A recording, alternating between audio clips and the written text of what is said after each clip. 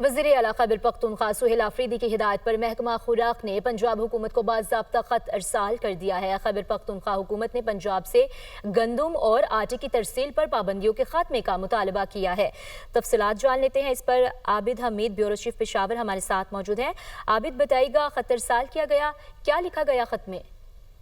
जी जी बिल्कुल, ये गुज़िश्ता रोज जो वज़ीर-ए-आज़म के ज़ेर सदारत इजलास हुआ था, इसमें वज़ीर-ए-आला की तरफ से भेजे गए नुमाइंदे की जानिब से भी मुतालबा सामने आया था और गुज़िश्ता रोज वज़ीर-ए-आला की हिदायत की गई थी महकमा खुराक को, जिसमें कहा गया था कि पंजाब हुकूमत को बाकायदा इस हवाले से खत लिखा जाए। और ये खत आज जो है खैबर पख्तूनख्वा हुकूमत की तरफ से लिखा गया, पंजाब हुकूमत को भेजा गया, जिसमें आटे की तरसील पर पाबंदी के खात्मे का मुतालबा किया गया है।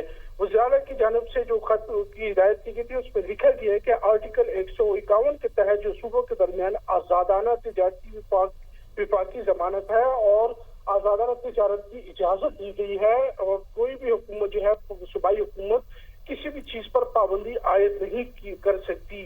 खत में कहा गया है कि पंजाब हुकूमत जो है ये पूरे तौर पर जो है गंदम की आज़ादाना जो तरसील है उस पर से पाबंदी हटाए, और ये अमल जो है विफाकी इकाइयों के दरमियान हम आहंगी के उसूलों के खिलाफ है।